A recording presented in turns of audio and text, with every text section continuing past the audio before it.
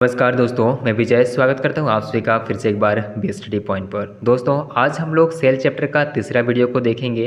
इससे पहले दो वीडियो हमने अपलोड कर दिए हैं सेल चैप्टर में। अगर आप नहीं देखे हैं तो चैनल पे विजिट करके देख लीजिएगा, आपके लिए बहुत ही ईजी लगेगा। ठीक है, आइए देखते हैं आज का वीडियो में जो पहला सवाल है वो क्या है।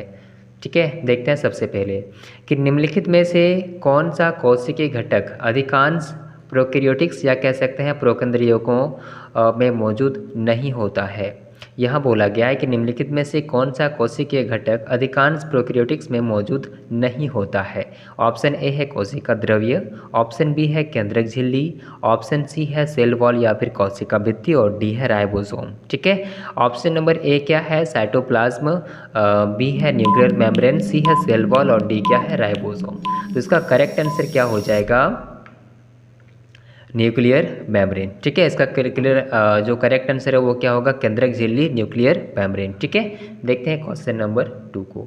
क्वेश्चन नंबर 2 क्या कह रहा है कि पादप कोशिकाओं में कोशिका भित्ति क्यों पाई जाती है ना। हम सबको पता है कि पादप कोशिका में कोशिका भित्ति पाई जाती है, लेकिन ये क्यों पाई जाती है ये आपको बताना है।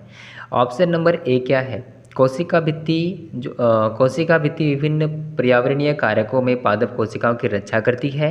दूसरा, क्योंकि पादप कोशिकाएं सजीव होती हैं। तीसरा, क्योंकि पादप कोशिकाओं में कोशिका झिल्ली नहीं होती है। और डी नंबर में क्या है कि प्रकाश संश्लेषण के लिए इसकी आवश्यकता होती है।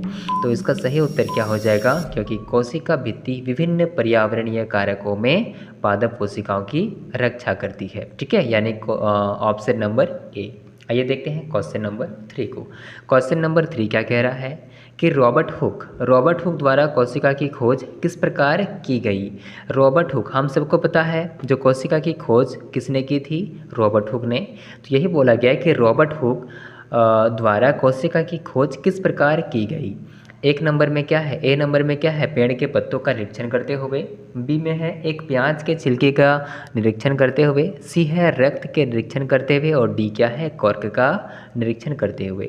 दोस्तों, कोई भी वस्तु या फिर कोई भी जीव जो होता है ना, वो क्या होता है या कह सकते हैं कोई भी सजीव होता है वो सेल से ही मिलकर बना होता है। छोटे छोटे जो कोष्ठक होते हैं इससे मिलकर बना होता है, चाहे कोई भी हो। इंसान का अगर बात करें तो छोटे छोटे जो सेल होते हैं इससे मिलकर टिश्यू बनता है और टिश्यू से मिलकर हमारा क्या होता है, अंग होता है और अंग से हमारा शरीर बनता है। सेम ऐसे ही कोई भी वस्तु अगर आप लेते हैं तो छोटे छोटे इसमें भी क्या होते हैं, कॉर्क होते हैं। ठीक है, तो इसका सही उत्तर क्या हो जाएगा, ऑप्शन नंबर डी, कॉर्क का निरीक्षण करते हुए। ऑप्शन नंबर डी, कॉर्क का निरीक्षण करते हुए। ठीक है, रॉबर्ट हुक द्वारा कोशिका की खोज किस प्रकार की गई थी, तो कॉर्क के निरीक्षण करते हुए, ऑप्शन नंबर डी। आइए देखते हैं क्वेश्चन नंबर 4 को। निम्नलिखित में से कौन सा कोशिकांग केवल पादपों में पाया जाता है। कौन सा कोशिकांग केवल पादपों में पाया जाता है। ऑप्शन नंबर ए क्या है, माइटोकॉन्ड्रिया। इसको हम लोग क्या कहते हैं, हमने पढ़ा था माइटोकॉन्ड्रिया को क्या कहते हैं, पावर प्लांट भी कहते हैं, याद रखिएगा। ठीक है, तो ये हमारा क्या है, कोशिकांग केवल पादपों में पाए जाते हैं। तो ऑप्शन ए है माइटोकॉन्ड्रिया। लाइसोसोम हो गया, सी है राजधानी और डी क्या है, लवक। तो इसका सही उत्तर क्या हो जाएगा, लवक। ठीक है, इसका जो सही उत्तर होगा वो क्या होगा, लवक। नेक्स्ट क्वेश्चन नंबर 5 की ओर हम चलते हैं। क्वेश्चन नंबर 5 क्या कह रहा है, यूकेरियोटिक कोशिकाओं में निम्न में से किस कोशिकांग को आत्मघाती थैली कहा जाता है। ऐसे कौन सी कह सकते हैं कि इसमें से कौन सा ऑप्शन है जिसे हम क्या कहते हैं, कोशिका की आत्मघाती थैली कहते हैं। और अगर आपने वीडियो 2 और वीडियो 1 देख लिया है सेल चैप्टर का तो ये सवाल आपके लिए इजी रहेगा, क्योंकि इसमें हमने बताया था। तो कोशिका के निम्न में से किस कोशिकांग को आत्मघाती थैली कहा जाता है। तो ऑप्शन नंबर ए क्या है, माइटोकॉन्ड्रिया, बी है गोल्जिकाय, सी है क्लोरोप्लास्ट और डी क्या है, लाइसोसोम। तो इसका जो सही उत्तर होगा वो क्या होगा, ऑप्शन नंबर डी, लाइसोसोम। ठीक है दोस्तों, अभी तक हमारे चैनल को सब्सक्राइब नहीं किया है तो देर किस बात की, फटाफट से सब्सक्राइब कर लीजिए। ठीक है, आइए देखते हैं क्वेश्चन नंबर 6 को। क्वेश्चन नंबर 6 क्या कह रहा है कि कोशिका सिद्धांत के अनुसार सभी जीव क्या है। कोशिका सिद्धांत के अनुसार सभी जीव क्या है। ठीक है। ऑप्शन नंबर ए क्या है, कोशिकाओं से बने होते हैं। बी है कोशिकाओं से नहीं बने होते हैं, ठीक है। और सी है केवल प्राणियों में कोशिकाएं होती हैं। डी है केवल पौधों में कोशिकाएं होती हैं, ठीक है। तो यहाँ पर क्या बोला है कि सभी जीव कोशिका सिद्धांत के अनुसार सभी जीव क्या है, तो इसका सही उत्तर क्या हो जाएगा, कोशिकाओं से बने होते हैं, ठीक है। Option number A. आइए देखते हैं क्वेश्चन नंबर 7 को।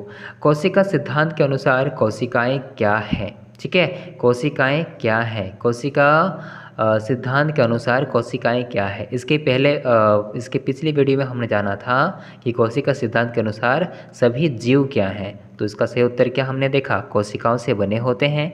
यहाँ बोला है कि कोशिका सिद्धांत के अनुसार कोशिकाएं क्या हैं, तो कोशिकाएं जो होते हैं वो क्या होते हैं, सबसे पहले ऑप्शन क्या है, जीवों के शरीर के मूलभूत इकाइयाँ। बी है जीवों के शरीर के मूलभूत अंग। सी है जीवों के शरीर की मूलभूत प्रणालियाँ। और डी क्या है, जीवों के शरीर के मूलभूत कार्य। तो इसका सही उत्तर क्या हो जाएगा, ऑप्शन नंबर ए, जीवों के शरीर के मूलभूत इकाइयाँ, ठीक है। आइए देखते हैं क्वेश्चन नंबर 8 को। क्वेश्चन नंबर 8 क्या कह रहा है कि कोशिका सिद्धांत के अनुसार कोशिकाओं का क्या कार्य है। कोशिका सिद्धांत के अनुसार कोशिकाओं का क्या कार्य है, ठीक है। कोशिका सिद्धांत के अनुसार कोशिका का क्या कार्य है, तो उसका सही उत्तर क्या हो जाएगा।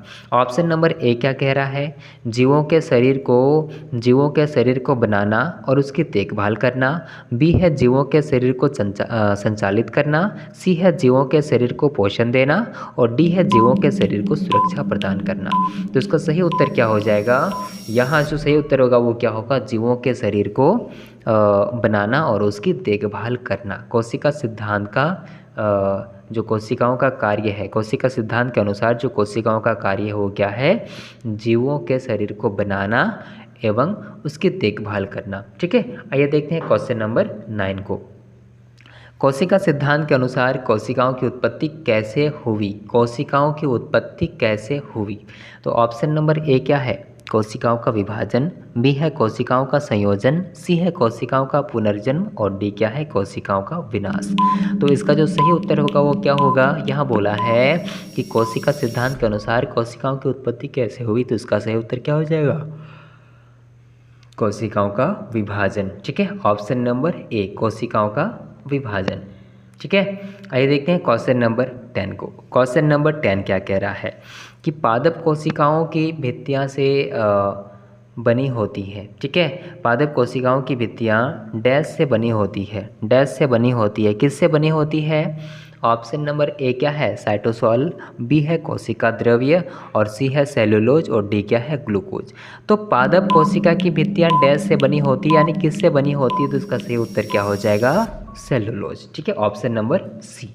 आइए देखते हैं क्वेश्चन नंबर 11 को। दोस्तों 10 सवाल हमने कर लिए हैं और मुझे उम्मीद है कि आपने अभी तक हमारे चैनल को सब्सक्राइब कर लिया है और आपको नए नए चीज़ें सीखने को मिल रही होगी, ठीक है।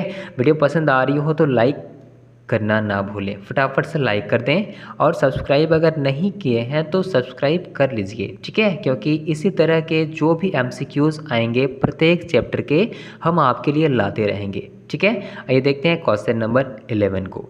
कोशिका झिल्ली की संरचना में कौन सा पदार्थ प्रमुख है। कोशिका झिल्ली की संरचना में कौन सा पदार्थ प्रमुख है। ऑप्शन नंबर ए है प्रोटीन। बी है लिपिड। सी है कार्बोहाइड्रेट। और डी क्या है, न्यूक्लिक एसिड, ठीक है। कोशिका झिल्ली की संरचना में कौन सा पदार्थ प्रमुख है, तो इसका सही उत्तर क्या हो जाएगा, लिपिड, यानी कि ऑप्शन नंबर बी। इसका सही उत्तर क्या हो जाएगा, ऑप्शन नंबर बी, ठीक है।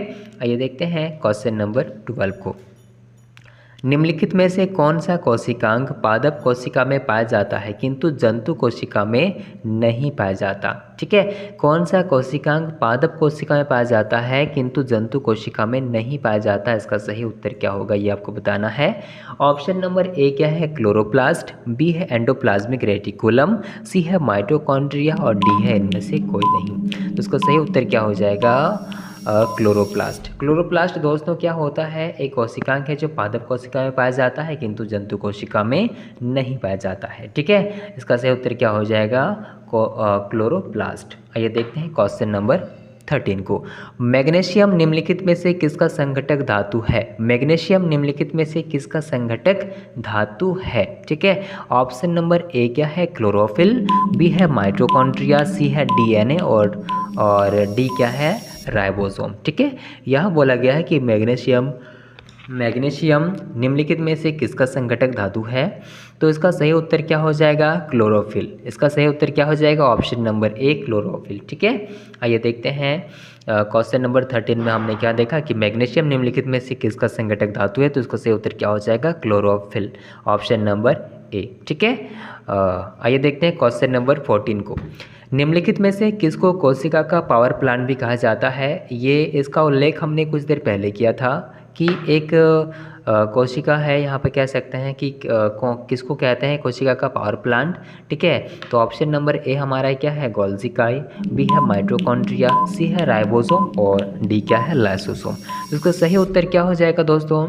माइटोकॉन्ड्रिया। माइटोकॉन्ड्रिया क्या है? कोशिका का पावर प्लांट भी कहलाता है या कोशिका का पावर प्लांट है जो क्या करता है? ये कोशिका को ऊर्जा देने का काम करता है, पावर देने का काम करता है। ठीक है, माइटोकॉन्ड्रिया। लाइसोसोम क्या है? कोशिका की आत्मघाती थैली भी कहते हैं, किसको? लाइसोसोम को। और माइटोकॉन्ड्रिया क्या है? कोशिका का पावर प्लांट है। ठीक है, ये देखते हैं क्वेश्चन नंबर 15 को। दोस्तों ये सवाल रिपीट हुआ है, कोई बात नहीं, आप ही के रिवीजन के लिए है। मैग्नीशियम निम्नलिखित में से किसका संघटक धातु है? तो इसका ऑप्शन पढ़े बिना आप लोग फटाक से आंसर दीजिए। इसका उत्तर क्या हो जाएगा? क्लोरोफिल। ऑप्शन नंबर ए क्या हो जाएगा? क्लोरोफिल। ठीक है दोस्तों, आशा करते हैं आज का ये वीडियो आपको बहुत ही यूज़फुल लगा होगा, क्योंकि हमने 15 सवाल लिए थे और जो कि बहुत ज़्यादा इम्पॉर्टेंट है हर किसी एग्ज़ाम्स के लिए।